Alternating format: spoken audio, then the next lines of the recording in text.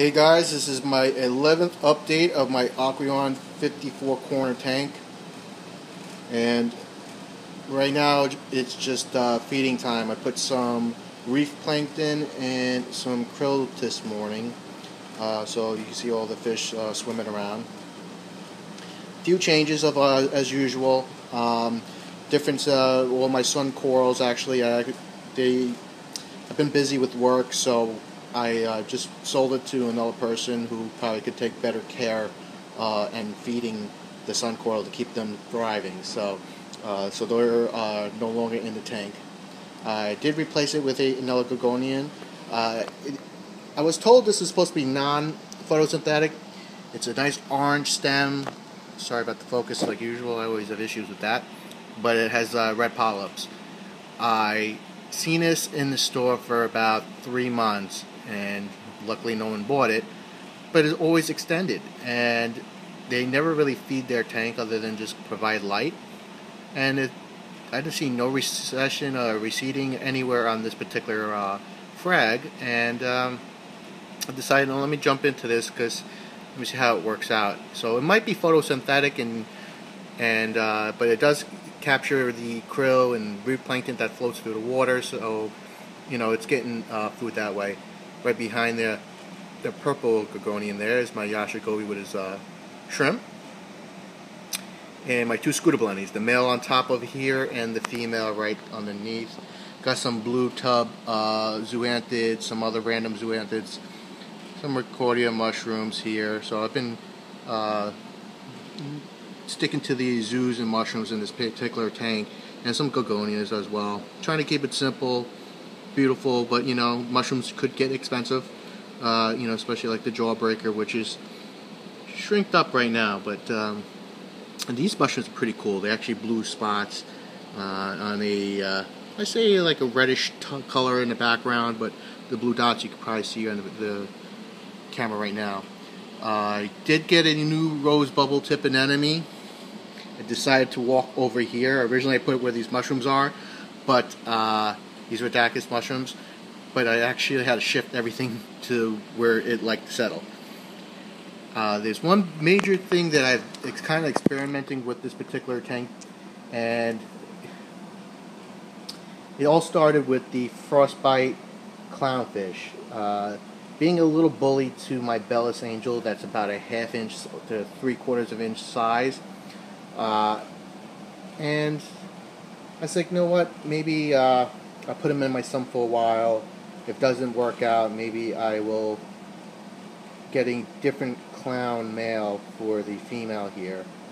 And I ended up buying a true pacula because I was in the mood. I was going to break up the bond, and what happened was the true pacula, or the Nemo fish, gave in right away to the black snowflake. And as you can see on the top, they're all three are swimming together.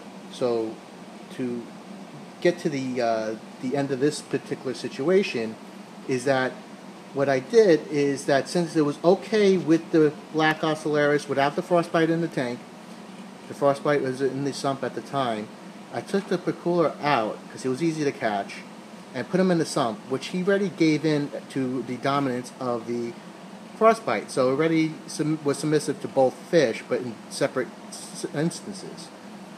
So I said, you know what, let me put this frostbite back in. All of a sudden the bond was there, they were all happy to see each other, so I felt bad that I was even thinking about breaking the bond. And I said, you know what, since the pacula was easy to get out, let me see what happens if I put him in there with them. And believe it or not, they all three were together and swimming around. Now I don't recommend this because in the past I actually put a gold nugget clownfish in here, and they both were going after the male and the female. But in this instance I did introduce them separately, and they both were okay with him, and now they're just the bond with those two. He hangs out by the top, but they do go near him and he hangs out. No nipping the fins, no chasing.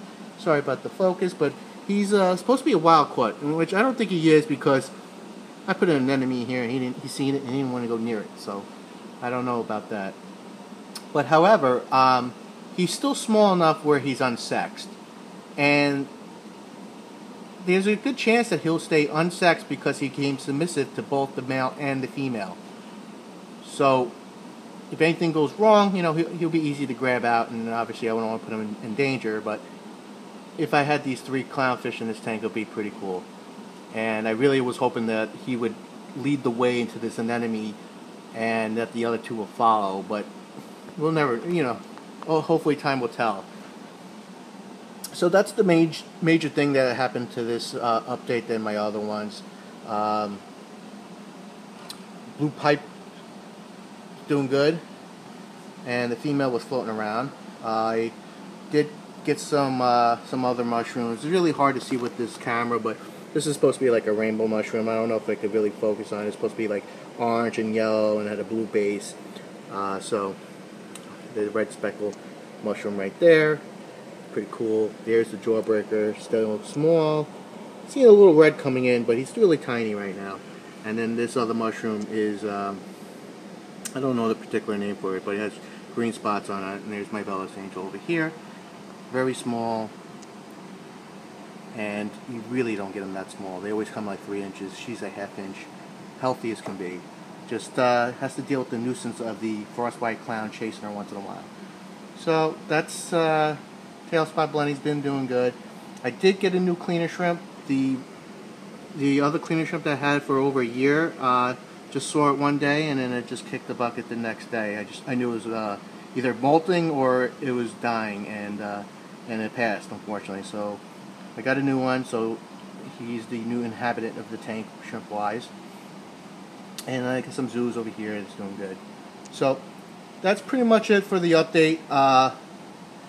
Since I've been real busy with my new job, I really have been going to the easy route of coral wise, and really not really much adding. I'm just trying to balance this thing out. I'm actually in the hunt to get a female yasha goby for this male here, which I already bonded with this, making you see the pile of sand by the rock here, with the tiger pistol shrimp. So once I find that, then my pairs would be complete. I would have a whole bunch of pairs in this tank.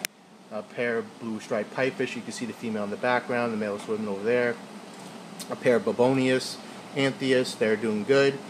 Well, a trio of clownfish, and I have a pair of ruby red scooter blennies. Which was funny thing is that they don't seem like they're really into each other, but I saw the other day that the male was flashing his big fin next to the female and just stirring up the sand with his little fins and doing like a little quick dance. But she wasn't really interested, and he stopped and then moved on. And that's a different cleaner ship that I have here. So, but if you have any comments or experience with trying to work it with 3 clownfish in your tank, you know, post comments. You know, I know it's usually a bad gamble. Usually something eventually happens, changes. But as of right now, I got a male, female, and an unsexed clownfish. And the way they were introduced, it might have some success. So I'll keep you guys updated and see how that works out, because you know, I always like the clownfish, and I really do hope they get into this bubble tip anemone. It's really bright red, and hopefully it stays there, because it's a pain in the neck to move my coral around to accommodate this guy walking around the tank to find the spot he wants, not where I like them having. Alright guys, so stay tuned to the next update, and again, if you have any questions about your fish or coral or anything that you see in my tank, I could give you any feedback based on my experience, and hope your tanks are thriving. Sorry about the glare.